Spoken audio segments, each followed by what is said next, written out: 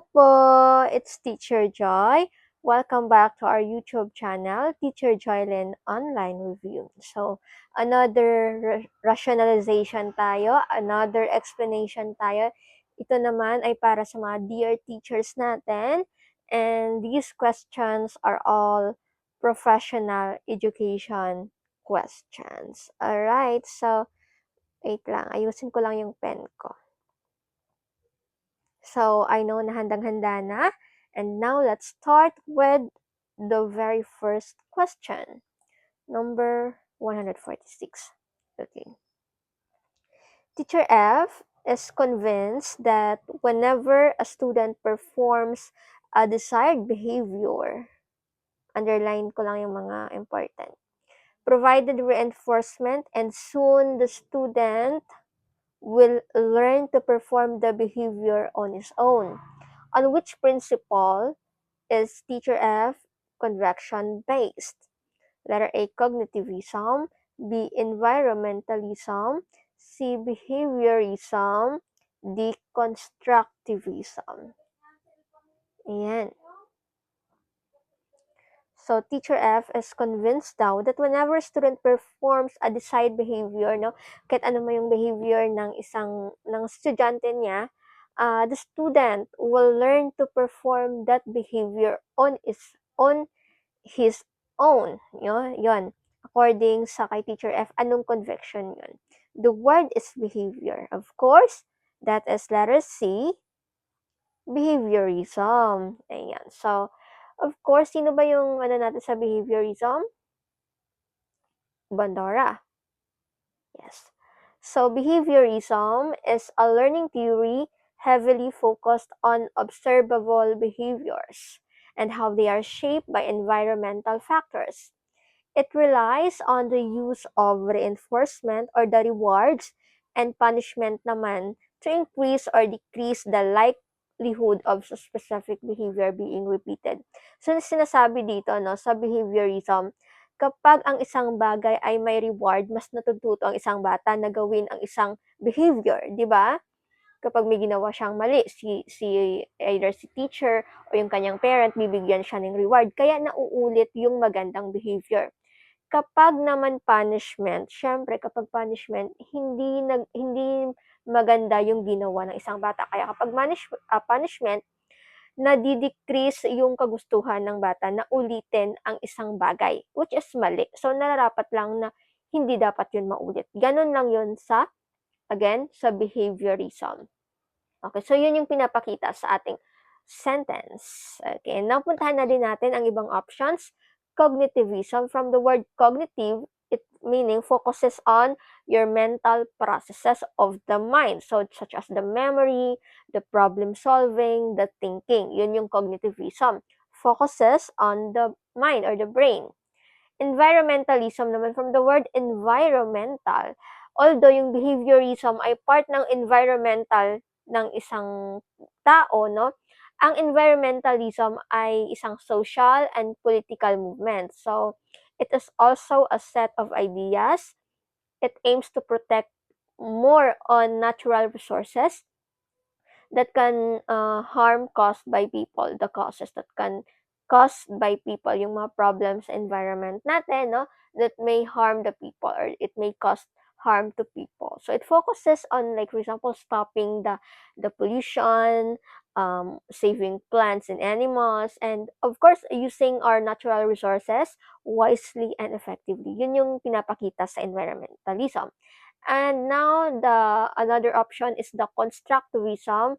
Construct, meaning hinahayaan ng constructivism yung isang bata na mag-construct, gumawa ng isang sentence, ng isang bagay, ng kanilang learnings based on their own knowledge and the meaning, based on their unique experiences, rather than maging passive sila at tanggap lang sila ng tanggap ng information. So, dito sa constructivism, hinahayaan tayo or hinahayaan natin bilang tayo isang teachers, no, hinahayaan natin ang ating mga estudyante na construct ng kanilang lessons or learnings, ng kanilang sentences based sa kanilang natututunan sa isang bagay. So, yun. cognitivism, environmentalism, constructivism, and of course, behaviorism. I hope na natutunan nyo na po yan and by September is alam nyo na yung kung paano nyo sagutan yung mga yan. Okay? So again, ang ating tamang sagot ay letter C. And now let's move on, number 147. Question. Which teaching activity is founded on Bandora's social learning theory? Ayan na, Bandora. A. Lecturing. B. Modeling. C. Questioning. D. Inductive reasoning.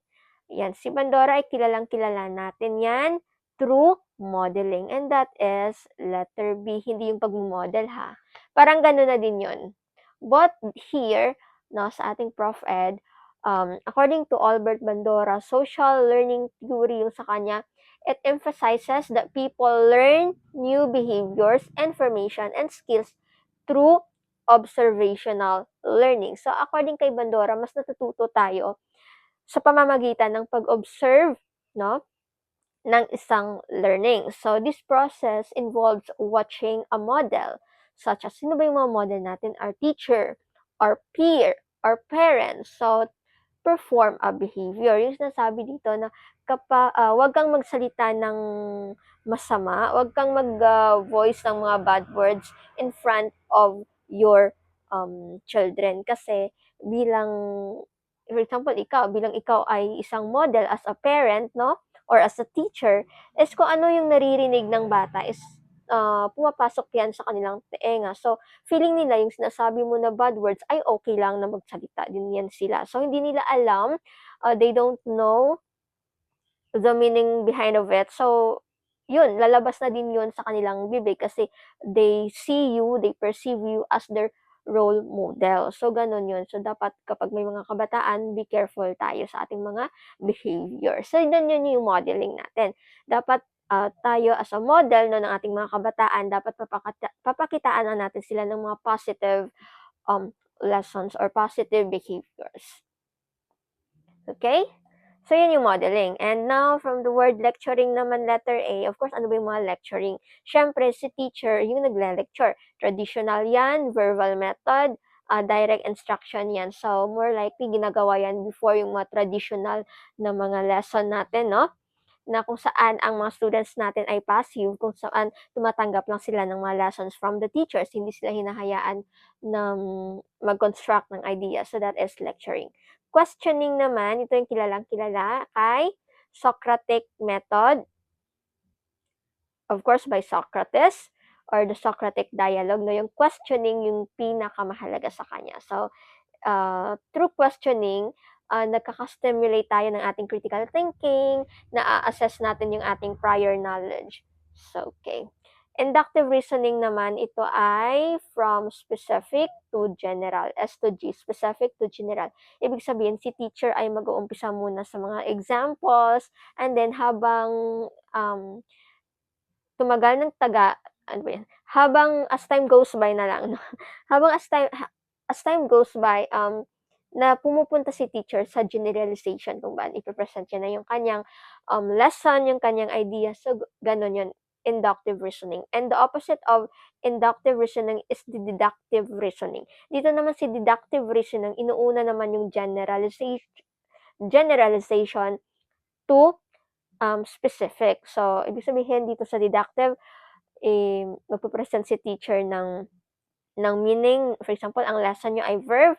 So, magpe-present si teacher ng meaning ng verb, ganon. And then, ipanghuli niya na yung example. So, dito naman sa inductive, magbibigay muna si teacher ng examples and then come up with the meaning or the generalization. So, ganun lang yun. Inductive reasoning and deductive reasoning. So, be careful, teachers, lumalabas talaga yan sa ating professional education. Ayun. So, yun lang naman ang tatandaan natin. Very basic, no?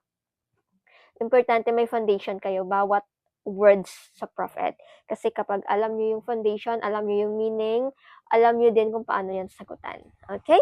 So, magiging mahirap ang Prof. Ed kapag hindi nyo alam, wala kayong foundation ng bawat salita. So, yun lang. Let's move on, number 48. A mother gives his boy favorite snack every time the boy cleans up his room. So, every time daw na nililinis ng kanyang anak yung kwarto niya, ay binibigyan ng nanay ng paborito niyang pagkain or snack. Afterwards, the boy cleaned his room every day in anticipation of the snack. So, everyday na daw ay nililinis ng kanyang anak na lalaki yung kanyang room para makatanggap siya ng snack. So, anong theory ang illustrated dito? A. Associative learning. B. Classical conditioning. C. Operant conditioning. D. Pavlovian conditioning. Ayan, anong conditioning? So, naalala nyo yung ating the reward and the punishment, no? Saan yan? Siyempre, dito may reward yan, yung snack, di ba? Okay, so letter C, operant conditioning. Ang operant conditioning teachers ay popularized by B.F. Skinner, no? So it's a learning process where voluntary behaviors are modified, strengthened, or weakened by their subsequent consequences. So dito, na-strengthen yung behavior kasi nga may rewards. At yung reward ng mother ay ang kanyang paboritong snack. So dahil may reward, nauulit ng bata yung kanyang behavior. So yun ano yung behavior niya? Yung paglilinis ng kanyang kwarto.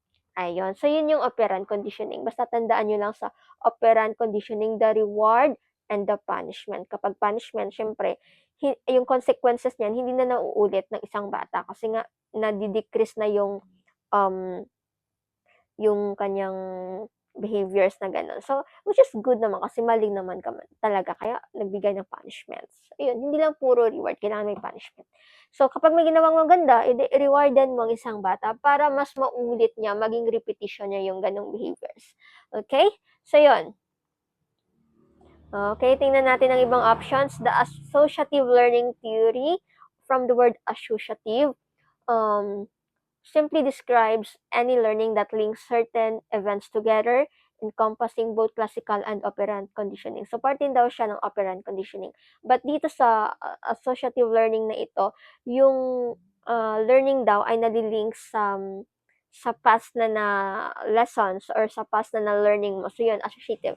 Diba from the word associate, parang connected yung learning mo ngayon sa learning mo dati or sa experiences mo dati. Ganun yung associative. Okay, now classical naman. Of course, classical is ano yan? Halimbawa dyan yung bell. Kapag tumunog yung bell, alam na ng aso na papakainin na siya, di ba? Yun. So this involves pairing an involuntary, reflexive, biological response with a neutral environmental stimulus, no? For example, the sound of the bell, no? Kapag mag-sound na ang bell, alam na ng dog na papakainin na siya ng kanyang amor, ng mamayari sa kanya. So yun. Yun yung classical. Kasi may stimulus tsaka may response dyan sa classical. So tandaan nyo lang, yung stimulus, ano ba yung ginamit, no? At yung response na yun. And of course, the Pavlovian conditioning is, kanino yan? Siyempre, part din yan ng classical by Ivan Pavlov. Ito, yung classical conditioning by Pavlov, Ivan Pavlov. Ayan. So, yun lang. Ang ating tamang sagot dyan ay operant conditioning. Letter C, once again. Now, let's move on. Number 149. Dito na tayo sa second to the last question. So, during the Spanish period, what was or were the media of instruction in schools? Ayan. So, tayo ay sinakop ng mga Spanyol before, di ba? So, ano yung gamit na medium of instruction nung dito sila sa Pilipinas? A. Vernacular, B. English, C. Spanish, D. Spanish, and the vernacular. Okay, I remember lumabas ito before, yung tanong na ito.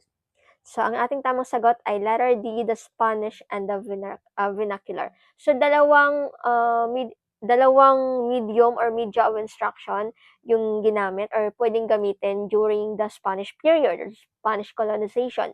The vernacular or the local dialects, ibig sabihin kung taga saan ka, pwede mo yan gamitin. For example, ako from Iloilo, ang aming dialect dito ay Hiligaynon. So, pwede tayo mag-Hiligaynon long before. According yan sa mga Spanish period, di ba? So, yun.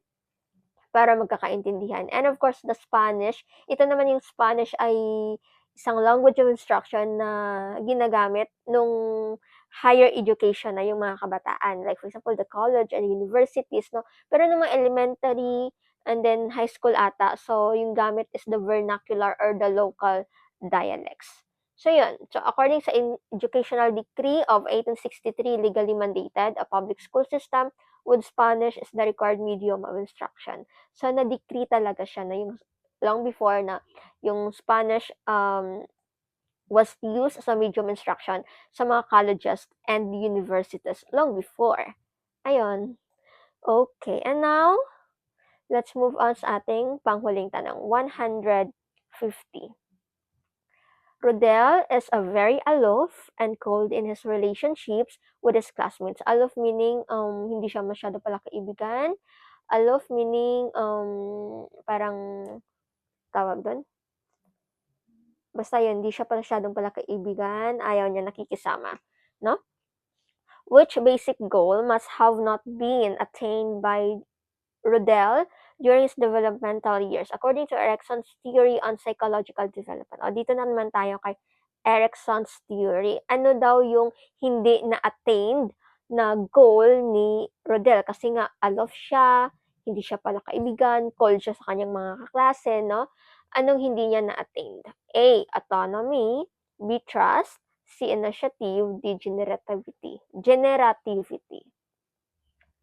Aloof and cold siya. Siyempre, feeling niya wala siyang tiwala sa kanyang mga peers, no? Sa mga classmates niya. So that is letter B, the trust. So according to Erickson, stages of psychosocial development, marami po yan. So if may time kayo, research nyo po yan, ha?